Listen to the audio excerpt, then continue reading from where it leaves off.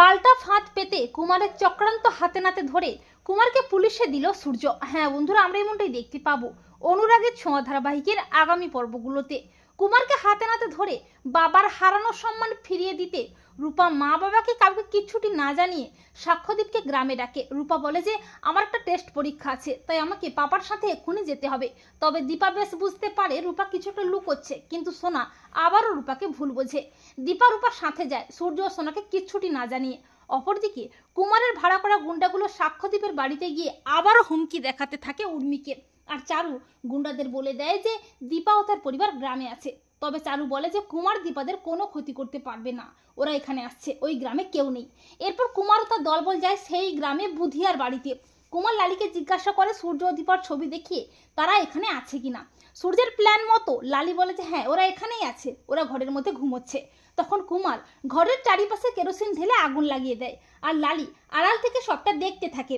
এরপর আগুন লাগিয়ে জয়কে ভিডিও কল করে দেখাতে থাকে আর বলতে থাকে ছোট ভাই সব জ্বালিয়ে পুড়িয়ে শেষ করে দিয়েছি, ওরা আর কেউ বাঁচবে না।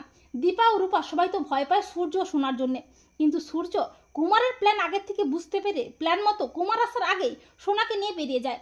এরপর সূর্য পুলিশকে সবটা জানিয়ে রাখে। এরপর কুমার যখন আগুন লাগিয়ে চলে যাবে করে তখনই পুলিশ নিয়ে হাজির হয় সূর্য। সূর্যকে দেখে ভয় পেয়ে যায় কুমার।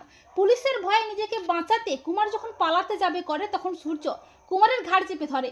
সূর্য বলে কি রে শয়তান, কি ভেবেছিস অন্যায় করে পার পেয়ে যাবি? তুই কি ভেবেছিলি তোর লাগানো আগুনে পুড়ে ছাই হয়ে গেছি আমরা? তোকে হাতে নাতে ধরার জন্যই আমরা ফাঁদ পেতেছিলাম, আর তুই এতটাই বোকা আমাদের পাতাবন্ধে পা দিয়ে ফেললি। সূর্য কুমারকে রামধোলাই দেয় আচ্ছা করে। এরপর পুলিশ কুমারকে অ্যারেস্ট করে।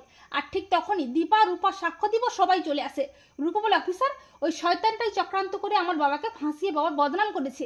দীপা বলে অফিসার ওই শয়তানটার উপযুক্ত জায়গা জেল, ও যেন জেল থেকে আর কোনো দিন ছাড়া না পায়, ওকে এক্ষুনি নিয়ে যান। পুলিশ কুমারের ঘাড় ধরে টানতে টানতে থানায় নিয়ে যায়, আর সূর্য আবার তার হারিয়ে যাওয়া ডাক্তারি লাইসেন্স ফিরে পায়। তো বন্ধুরা তোমরা এটাই চাও তো যে পাল্টা ফাঁদ পেতে কুমারের চক্রান্ত হাতে নাতে ধরে কুমারকে যেন পুলিশে দেয় সূর্য? কমেন্ট করে জানাতে ভুলো না তোমাদের মতামতটি।